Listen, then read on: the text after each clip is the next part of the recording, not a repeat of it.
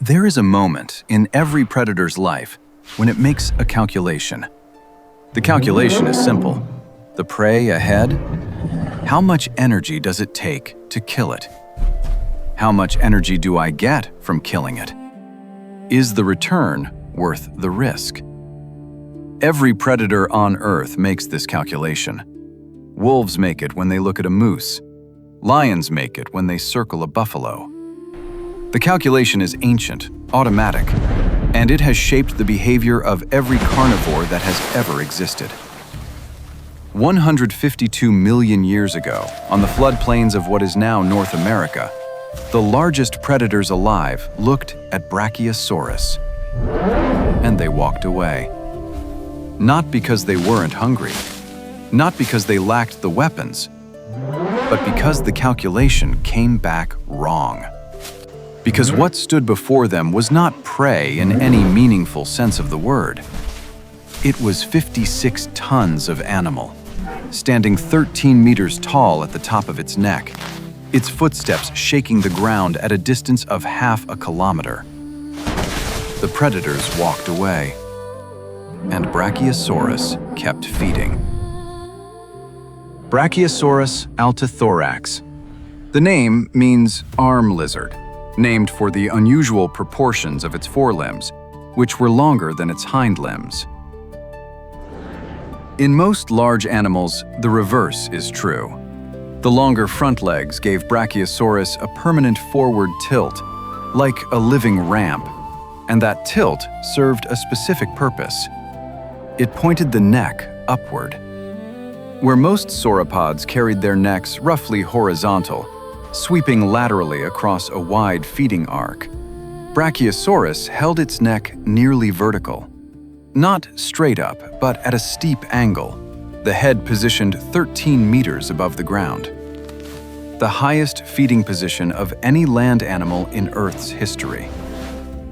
The body, 26 meters long, 56 tons.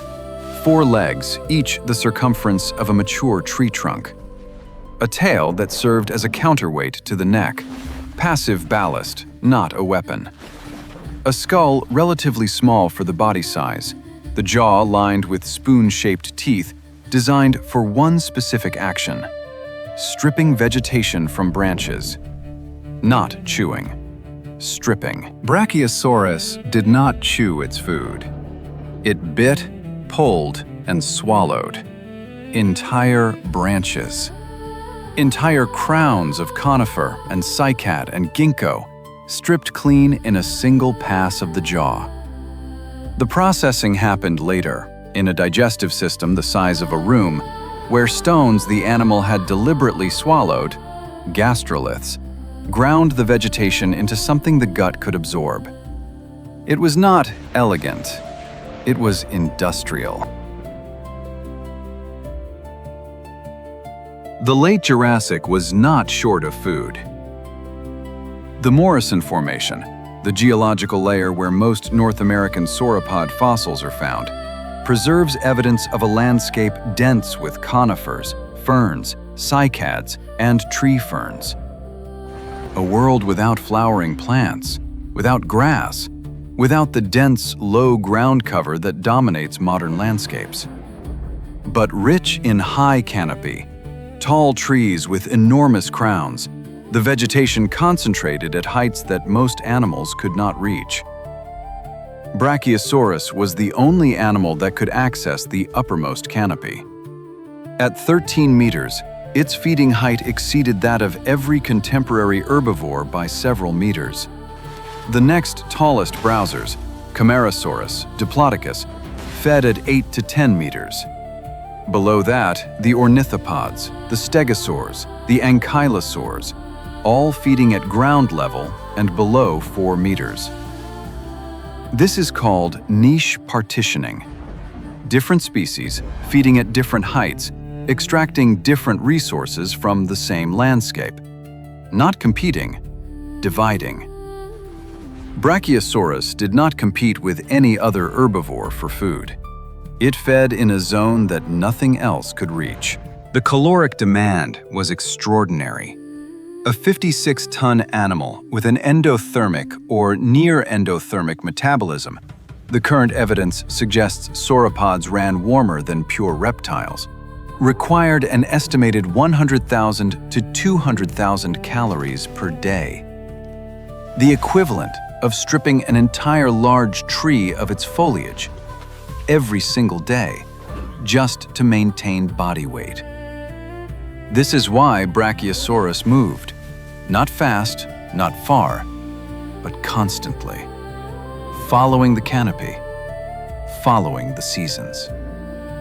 The trackway evidence from the Morrison Formation shows sauropod herds moving along consistent routes, returning to the same areas on annual cycles, the landscape managed by their feeding, the way modern forests are managed by elephants. They were not passive consumers. They were ecosystem engineers.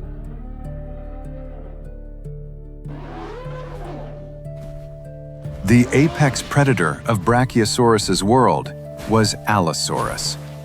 Up to 12 meters long, 2 tons, one of the most biomechanically sophisticated large predators of the Mesozoic. Fast, aggressive, equipped with a skull designed to deliver hatchet-like slashing strikes rather than holding bites. A predatory style suited to large prey. Allosaurus fossils are found in the same formations as Brachiosaurus. They shared the same landscape. And there is fossil evidence of Allosaurus feeding on sauropods, bite marks on sauropod bones, consistent with scavenging or opportunistic predation on juveniles and sick individuals. But a healthy adult Brachiosaurus? The calculation was wrong. An adult Brachiosaurus weighed 28 times more than an adult Allosaurus. To kill it, Allosaurus would need to inflict enough damage to cause incapacitation and then survive the response. A full-grown Brachiosaurus, if it stepped on an Allosaurus, would crush it with the force of a falling building. Not deliberately, not as a defensive maneuver, simply by moving. The tail was a secondary consideration, not a whip weapon like Diplodocus. Brachiosaurus's tail was proportionally shorter and heavier, not built for speed. But an involuntary contact between a 4-ton tail and a 2-ton predator would still be lethal. And the herd. Brachiosaurus, like most sauropods, moved in groups. The social dynamics of sauropod herds are not fully understood. The fossil record preserves position, not behavior. But the basic physics of a herd of 56-ton animals moving together meant that any predator in the vicinity was surrounded by footsteps capable of killing it through pure accident. Allosaurus hunted Brachiosaurus the way modern lions approach elephants. Occasionally, opportunistically, targeting the young, the injured, the isolated. The healthy adults fed uninterrupted. 56 tons generates heat. Cellular metabolism, the chemical process of converting food to energy, produces heat as a byproduct in every living thing. The larger the animal, the more metabolic activity, the more heat produced. And the ratio of volume to surface area works against large animals. As an animal gets bigger, its volume grows faster than its surface area, meaning less skin relative to the heat it generates. Modern elephants, 6 tons, already face significant thermoregulatory challenges. They use their ears as radiators, flapping them to increase airflow over a dense network of blood vessels near the skin surface. Brachiosaurus was 9 times heavier than an elephant.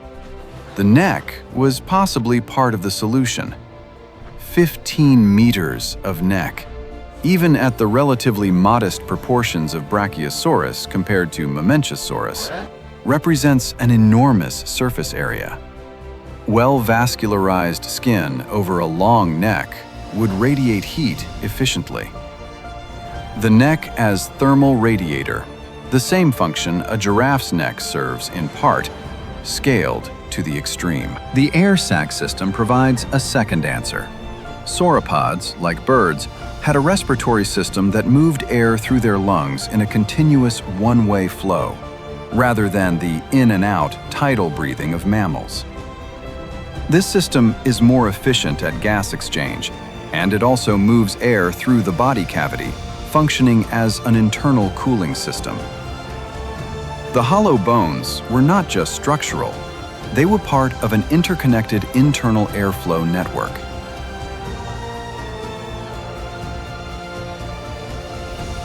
Sauropods as a group survived for 140 million years.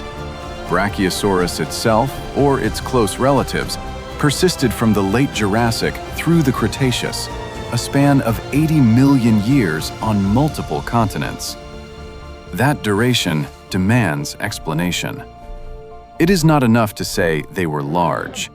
Large animals go extinct. It is not enough to say they were efficient. Efficiency is context-dependent.